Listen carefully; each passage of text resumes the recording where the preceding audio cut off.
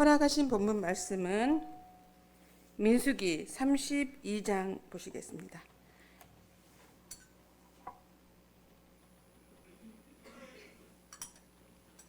민수기 32장 1절로 보시겠습니다.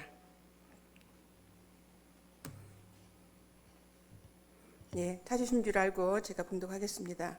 르우벤 자손과 갓 자손은 심히 많은 가축대가 있었더라. 그들이 야셀 땅과 길르앗 땅을 본즉 그곳은 가축의 적당한 곳인지라. 갓 자손과 르우벤 자손이 와서 모세와 제사장 엘르아셀과 회중 족장들에게 말하여 가로되 아다롯과 디본과 야셀과 니므라와 헤스본과 엘르 알레와 스밤과 느보와 부오는 곧 여호와께서 이스라엘 회중 앞에서 쳐서 멸하신 땅은 가축의 적당한 곳이요 당신의 종들에게는 가축이 있나이다. 또 가로되 우리가 만일 당신에게 은혜를 입었으면 이 땅을 당신의 종들에게 산업으로 주시고 우리로 요단을 건너지 않게 하소서. 아멘.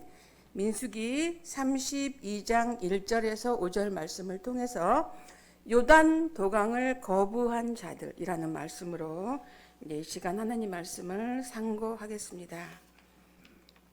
자, 이 말씀은 이스라엘 백성이 이제 광야 40년 생활을 마치고 이제 마지막 가나안 땅을 들어가기 위해서 마지막 관문인 요단강을 건너야 하는데 오늘 본문 말씀에 나와 있는 르우벤 자손과 갓 자손이 저 요단강을 건너가지 않겠다. 곧 요단강을 도강하는 것을 거부하는 내용이라는 것을 알 수가 있습니다. 자, 그런데 이 내용이 분명히 구약에 기록이 되어 있는데 마지막을 살고 있는 왜 우리가 들어야 하느냐. 자, 이사야 46장 10절 말씀해 보시면 내가 종말을 처음부터 구하며 아직 이루지 아니한 일을 옛적부터 지금 민수기서 요단강을 건너는 옛적부터 보이고 이르기를 나의 모략이 설 것이니 나의 모든 기뻐하는 것을 이루리라 라고 말씀을 하셨기 때문에 구약에 민수기서에 기록이 되어 있지만 이 말씀은 마지막을 살고 있는 저와 여러분이 경계로 교훈으로 깨달아야 한다는 말씀이라는 것을 알 수가 있습니다. 자, 우리 이 내용을 이해하기 위해서는 아브라함의 생애를 잘 보셔야 됩니다. 자, 창세기 12장 1절 말씀에 아브라함은 갈대아 우르 곧 귀신의 우상을 섬기는 곳에 살고 있었어요. 그런데 하나님이 창세기 12장 1절 말씀에 여호와께서 아브라함에게 이르시되 너는 너의 본토 친척 집을 떠나 내가 네게 지시할 땅으로 가라 라고 명령을 내렸어요. 자, 이것은 이 육신을 가지고 있는 사람으로서는 굉장히 결단하기가 어려운 상황인 거예요. 왜? 이 본토 친척 집이라고 하는 것은 내가 가지고 있는 지금까지 모든 기득권을 뭐하고? 버리고 하나님께서 명령하는 땅으로 가라 라고 명령을 했을 때 아브라함은 그 명령에 순종을 했습니다. 그래서 이제 하란을 거쳐서 가나안 땅에 이제 살게 되었죠. 우리 내용 구약에서 잘 알고 있는 내용입니다. 자, 그래서 이제 아브라함, 이삭, 야곱을 통해서 여러 대 이제 이 아브라함의 자손들이 가나안 땅에서 이제 거주하고 있었는데 이제 이 야곱의 시대에 와서 엄청난 기근을 만나게 됐습니다. 그래서 이 야곱이 자기의 가솔 70명을 데리고 애굽 땅으로 기근을 피해서 이주를 하게 되죠. 그 내용이 창세기 46장 26절부터 기록을 하고 있습니다. 야곱과 함께 애굽에 이른 자는 야곱의 자부 외에 66명이니 이는 야곱의 몸에서 나온 자며 27절 말씀에 애굽에서 요셉에게 낳은 아들 2명 므낫세와 에브라임이 있었죠. 2명이 야곱의 2명이니 야곱의 집 사람으로 애굽에 이른 자의 도합이 70명이었더라 라고 해서 이제 애굽으로 기근을 피해서 들어간 야곱의 족속이 몇 명이었다는 얘기예요. 70명이 애굽으로 이주를 해서 애굽에서 430년에 애굽에 종살이를 하는 동안에 이스라엘 민족이 엄청나게 이제 늘어나게 해서 이 애굽 사람들로부터 굉장히 그 위협적인 존재가 되었다는 것을 알 수가 있습니다. 그래서 이제 이 하나님께서 모세 선지자를 지도자를 삼아서 출애굽을 하게 됩니다. 그런데 이 출애굽을 하는 과정에서 애굽과 가나안과의 거리는 직선 거리로는 약 320km 정도 된다고 합니다. 이것을 320km 하니까 남자들은 좀 거리가 굉장히 잘 빨리 생각이 나는데 여자분들은 잘 개념이 잘 안 돼요. 저만 그런가요? 어쨌든 우리나라로 비교를 해보면 서울에서 진주까지의 거리가 약 330km라고 해요. 자, 그러면 그 정도의 거리를 직선으로 가지 않아도 그냥 평범하게 가도 일주일이면 갈 수 있는 거리였어요. 그런데 이 광야 생활이 40년이 걸렸다는 것을 우리는 역사적인 사실을 통해서 잘 알고 있습니다. 그런데 왜 이스라엘 백성들을 40년 동안 광야 생활을 하게 했었냐면 이게 바로 가나안 탐지하는 기간이 40일이 걸렸었어요. 그래서 그 탐지하는 기간 40일을 1일을 1년으로 환산을 해서 40년 광야 생활이 있었다는 것을 알 수가 있습니다. 자, 그 내용을 먼저 이 탐지하는 내용을 한번 알아보겠습니다. 민수기 13장 33절입니다.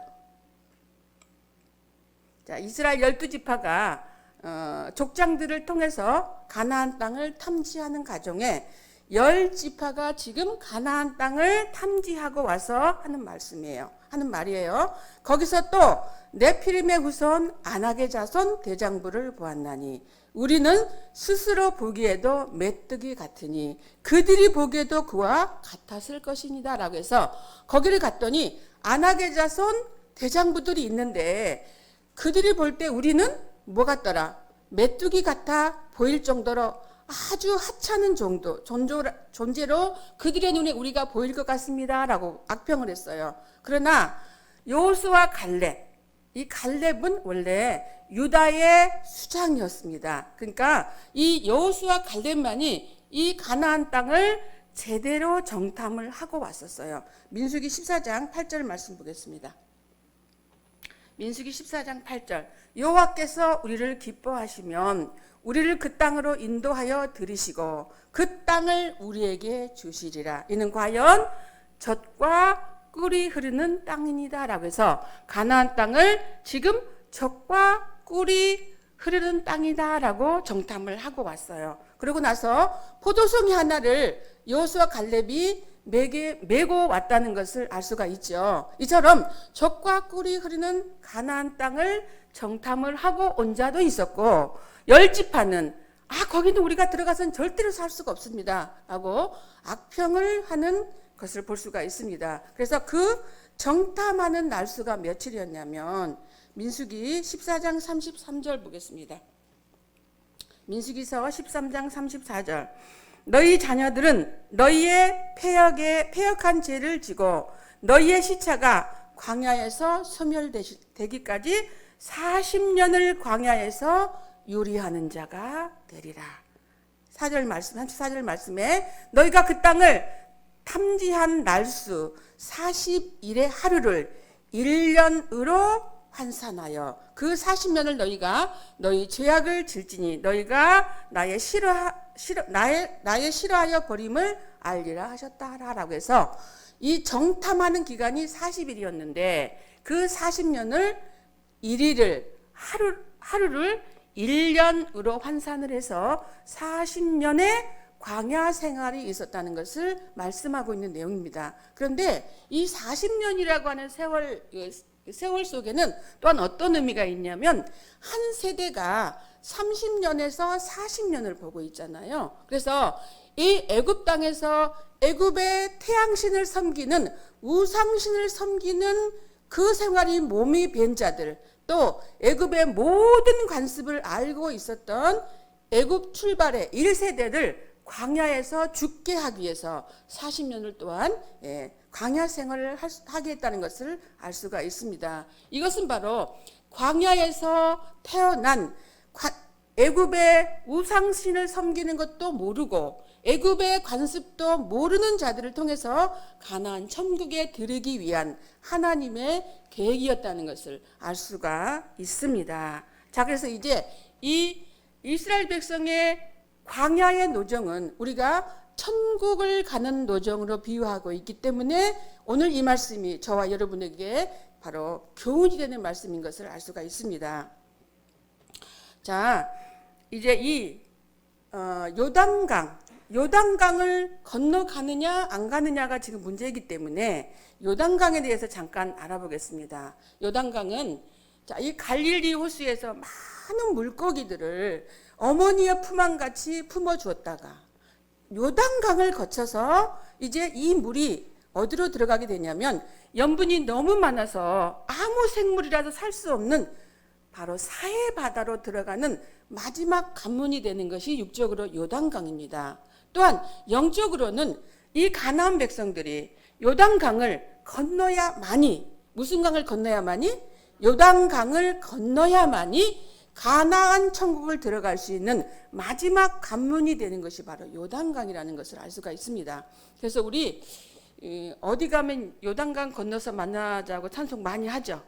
예, 장례식장에 가면 장성곡을 요단강 건너가 만나리라고 많이 합니다. 이것은 바로 이 요단강을 건너면 어디에 간다는 내용이에요. 아멘. 가나안 천국에 들어간다는 것을 말씀을 하고 있습니다. 자, 그래서 세상에서도 요단강이 삶과 죽음의 경계점이라는 것을 알고 있어요. 그래서 얼마 전에 여러분들 보셨는지 모르겠지만 나이 많이 드신 두 분의 그 생활을 이게 다큐멘터리처럼 해서 영화를 했던 적이 있었죠. 근데 그 제목이 뭐였냐면 니마 그 강을 건너지 마오. 보셨는 것 같아요. 호응을 하시는 거 보니까. 자, 그래서 이 요단강은 영적으로 삶과 죽음의 경계점이 되는 강이 바로 요단강이라는 것을 알 수가 있습니다. 그런데 이 성경에는 특별히 요단강이 기적의 강이었다는 것을 많이 말씀하고 있습니다. 그래서 그 중에서 한두 가지만 좀 알아보시게 되면, 자, 열왕기하 5장 말씀해 보시면 우리가 잘 아는 내용인데, 나아만 장군이, 아람의 군대 장관 나아만 장군이 이제 문둥병이 걸려서 이 문둥병은 고칠 수가 없잖아요. 그래서 엘리사 선지자를 찾아옵니다. 그래서 엘리사 선지자가 요단강에 7번 담그라고 했어요. 그러니까 이게 육신적으로 생각했을 때 이게 말이 되는 게 아니잖아요. 자, 그래서 그 말씀 보겠습니다. 열왕기하 5장 10절 말씀 보겠습니다. 엘리사가 사자를 저에게 보내어 가로되 너는 가서 요단강에 몸을 7번 씻으라. 네 살이 여전하여 깨끗하리라 라고 말했습니다. 자, 그런데 나아만 장군은 조금 꺼림칙 했었지만 종이 더 어려운 일도 하라고 해도 해야 될 판인데 그게 뭐가 어렵습니까? 라고 말하는 종의 말을 듣고 엘리사 선지자의 말에 순종을 해서 요단강에 7번 씻었을 때 바로 그 문둥병이 깨끗해졌다는 것을 우리는 성경을 통해서 잘 알고 있습니다. 자, 열왕기하 5장 10절 14절 말씀이 나아만이 이제 내려가서 하나님의 사람의 말씀대로 요단강에 7번 몸을 잠그니 그 살이 여전하여 어린 나이의 살 같아서 깨끗하게 되었더라 라고 해서 이 문둥병이 고쳐지는 기적의 강이었다는 것을 알 수가 있습니다. 자, 그러면 이 열왕기하의 말씀이 왜 우리한테 지금 필요한 말씀이냐라고 하는 게 중요한 거죠. 자, 이 문둥병은 저주의 병이었어요. 그래서 지금도 이 문둥병은 더 고칠 수 없는 병이잖아요. 자, 그러면 마지막 때를 살고 있는 우리를 저주로 얽매이는 것이 뭐예요? 바로 율법입니다. 갈라디아 3장 13절 말씀 보겠습니다. 갈라디아 3장 13절. 그리스도께서 우리를 위하여 저주를 받은 바 되사 율법의 저주에서 우리를 속량하셨으니 라고 해서 율법의 저주, 곧 마치 문둥병과 같은 저주의 병에서 속량하시기 위해서 예수님 십자가를 지셨고, 또 고린도전서 15장 51절 말씀에, 자, 이렇게 한번 보겠습니다. 고린도전서 15장 51절 말씀에, 보라 내가 너희에게 비밀을 말하노니 우리가 다 잠잘 것이 아니요 마지막 나팔에 순식간에 호련히 다 변화하리니 라고 말씀해서, 저주로 죽을 수밖에 없던 율법에서 우리를 속량시키시고 마지막 나팔에, 일곱째 나팔에 호련 변화시켜 줄 것을 말씀하는 내용이라는 것을 저와 여러분 이미 깨닫고 있는 줄로 믿습니다. 자, 또한 이 요단강은 어떤 강이었냐면 예수님이 세례를 받으셨던 강이 요단강이었습니다. 자, 마태복음 3장 16절 보시겠습니다. 마태복음 3장 16절 보시겠습니다. 예수께서 세례를 받으시고 곧 물에서 올라오실새 하늘이 열리고 하나님의 성령이 비둘기같이 자기 위에 임하심을 보시더니라고 해서, 이 요단강이 예수님께서 세례를 받으실 때 하늘이 열리고, 뭐가 열리고요? 아멘. 하늘이 열리고라고 해서 하늘이 열린 곳이 바로 요단강이라는 것을 알 수가 있습니다. 그리고 이 하늘에서 소리가 나서 이는 내 사랑하는 아들이요 내 기뻐하는 자라라고 하는 하나님의 음성이 들렸던 것이 바로 요단강이었습니다. 이는 마지막 때 바로 저와 여러분이 마지막 때 진리의 성령을 받을 수 있는 것이요 하늘의 음성을 들을 수 있는 것이 영적인 요단강이라는 것을 저와 여러분 깨닫기를 바랍니다. 자, 이처럼 이 요단강은 기적의 강이에요. 근데 그 강을 지금 건너가기를 거부하는 자들이 루벤 지파와 갓 지파였다는 것을 알 수가 있습니다. 자, 그 내용은 잠깐 이따 살펴보기로 하고요. 자, 이래서 이제 도당을 건너가지 않겠다라고 말을 하니까 모세가 그렇게 말을 합니다. 민수기 32장 6절 말씀에 모세가 갓 자손과 루벤 자손에게 이르되 너희 형제들은 싸우러 가거늘 너희는 여기 앉아 있고자 하느냐? 7절 말씀에 너희가 어찌하여 이스라엘 자손으로 낙심케 하여 여호와께서 그들에게 주신 땅으로 건너갈 수 없게 하려느냐라고 책망을 했습니다. 자, 그러자 이제 이 루벤과 갓 지파가 그러면 우리가 같이 싸우러 가겠습니다라고 말을 해서 이제 전장에 같이 참여를 하게 됩니다. 자, 그러고 나서 이제 무슨 일이 벌어지게 되냐면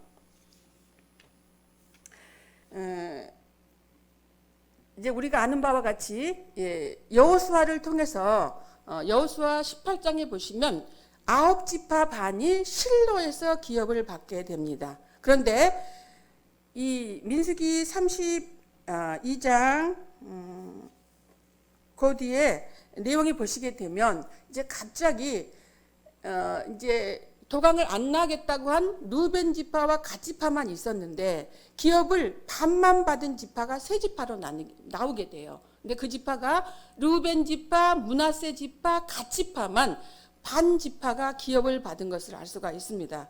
지금 분명히 도강을 하지 않겠다고 거부한 지파는 루벤 지파와 갓 지파만 있었어요. 그런데 갑자기 지금 무슨 지파가 같이 반 지파로 지금 기업이 감등이 된 거죠. 므낫세 지파가 지금 반 지파만 기업을 받게 됐다는 것을 알 수가 있습니다. 그런데 이 루벤과 므낫세는 같은 공통점을 가지고 있어요. 자, 그 내용을 이제 먼저 루벤에 관해서 보겠습니다. 창세기 49장 3절 말씀 보겠습니다.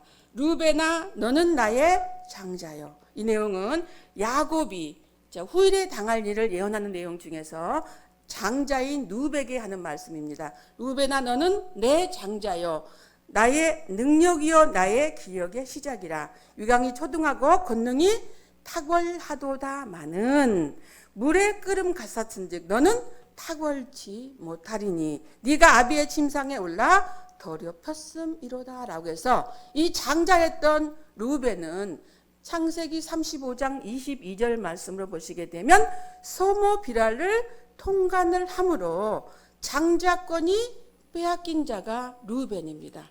자, 또한 이 므낫세는 누구의 장자였냐면 요셉의 장자였어요. 그런데 이 요셉의 장자였는데 이 요셉이 이제 야곱이 애굽 땅에 와서 요셉이 야곱을 만나기 전에 애굽에서 나온 므낫세와 에브라임을 데리고 인사를 하게 됩니다. 자, 그래서 야곱이 이제 자기의 손자가 되는 므낫세와 에브라임을 향해서 축복을 하는 과정에서 어떤 축복을 하게 되냐면 이 원래 오른손으로 올리고 축복을 해야 그 축복이 온전한 축복이 되는 거예요. 그런데 원래는 장자인 므낫세의 머리에 야곱이 오른손을 얹고 축복을 해줘야 장자로서의 권리가 생기게 되는 것인데, 자, 이 므낫세에게는 왼손으로 축복을 하게 되고 이 차자였던 에브라임에게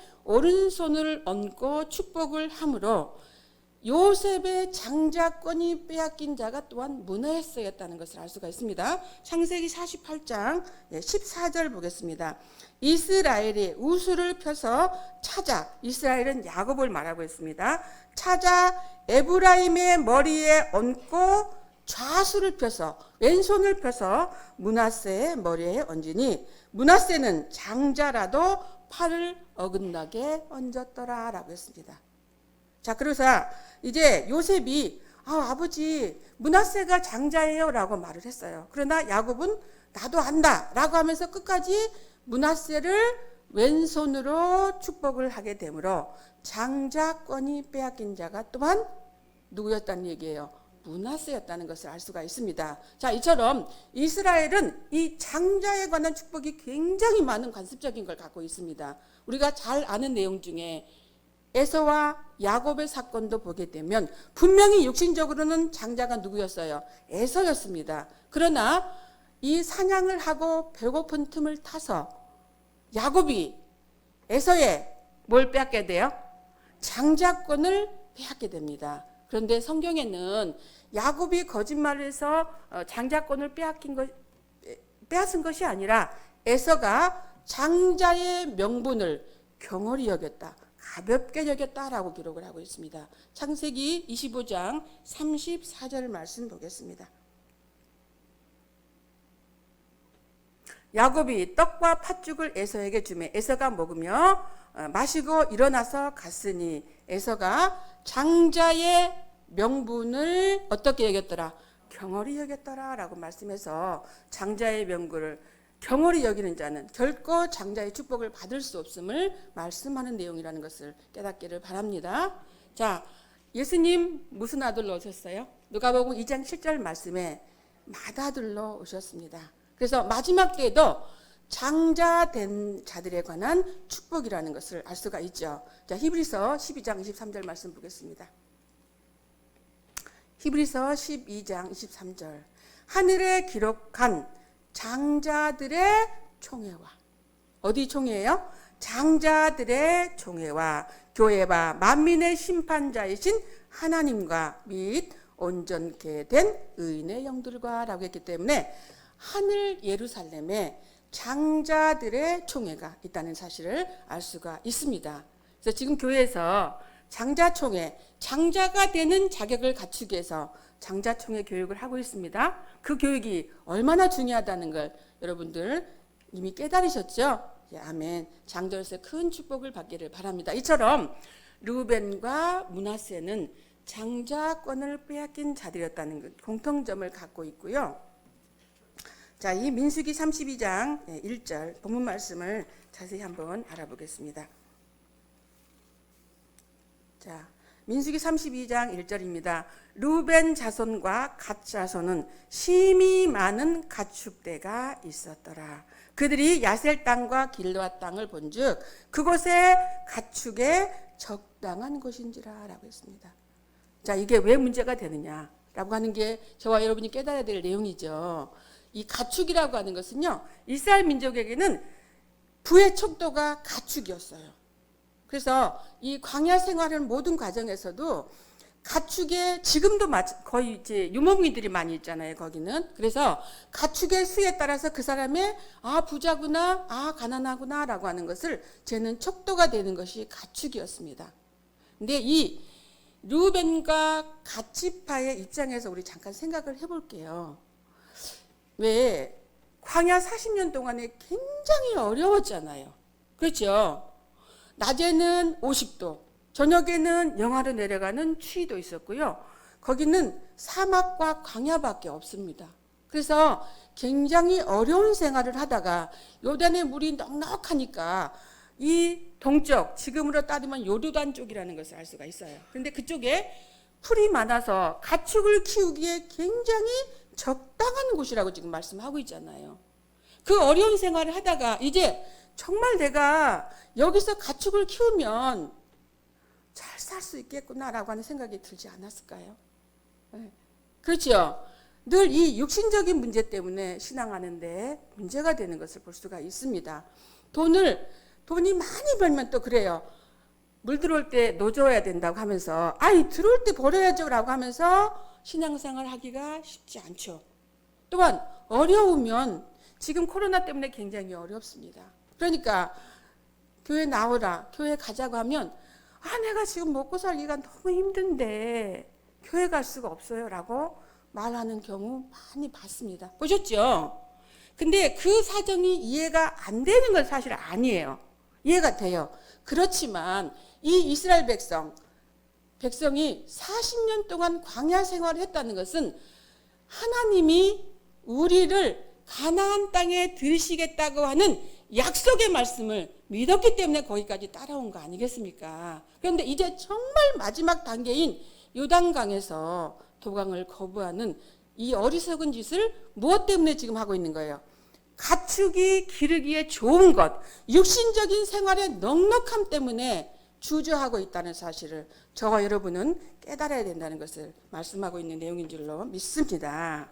그래서 마태복음 24장 17절 말씀에 지붕 위에 있는 자는 집 안에 있는 물건을 가지러 내려가지 말라고 했어요. 지붕에 있는 자가 어떤 자예요? 하늘의 소식을 하나님이 말씀을 통해서 하나님 말씀에 순종을 하면 가나안 천국에 바로 이 땅에서 이루어지는 지상 낙원 새하늘과 새 땅에 들여보내 주겠다고 하는 약속의 말씀을 알고 믿었던 하늘에 있는 자가 육신적인 집안에 있는 물건을 가지러 내려갔을 때 하나님께서 책망하신다는 내용인 줄로 믿습니다. 또한 갈라디아서 6장 8절 말씀에 자기의 육체를 위하여 심은 자는 육체로부터 썩어질 것을 거두고 성령을 위해서 심은 자 성령으로부터 영생을 거둘 것이다 라고 말씀했기 때문에 이 새벽에 이 자리에 함께한 저와 여러분은 썩을 수밖에 없는 육체를 위해서 심는 자들이 아니라 성령으로 심어서 영생을 거두는 귀한 자들이 될 것인 줄로 믿습니다. 자, 로마서 8장 13절 말씀도 너희가 육신대로 살면 반드시 죽을 것이다 라고 했기 때문에 육신의 생각 물론 중요합니다. 이 육신이 영위를 해야 되기 때문에 중요하지만 이 마음과 생각을 어디에 두어야 되느냐? 바로 하늘에 두어야 된다는 것을 말씀하는 내용인 줄로 믿습니다. 그래서 누가복음 12장 34절 말씀에 너희 보물이 있는 곳에 너희 마음도 있느니라 라고 말씀했기 때문에 우리의 보물을 어디에 둔 자? 하늘에 둔 자가 되어야 될 것을 말씀하는 내용으로 깨닫기를 바랍니다. 자, 그래서 이제 항상 무슨 일을 할 때 끝의 마음과 마지막 때 마음이 어때야 돼요?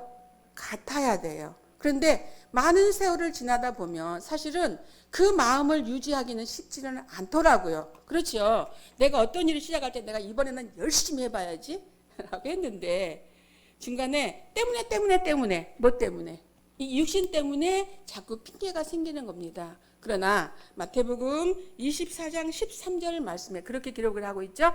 끝까지 견디는 자가 구원을 얻을 것이다 라고 말씀을 하셨습니다. 저와 여러분이 지금 진리의 성령을 통해서 하늘의 음성을 듣고 있고 하늘의 모든 조직을 보고 있다는 것은 저와 여러분이 있는 곳이 지금 어디라는 내용이에요?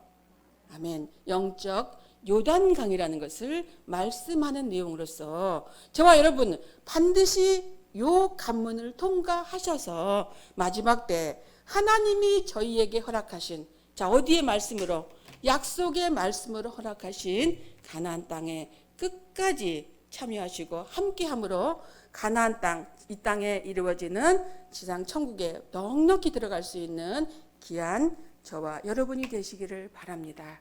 자, 이상으로 오늘 말씀을 마치도록 하겠습니다. 감사합니다.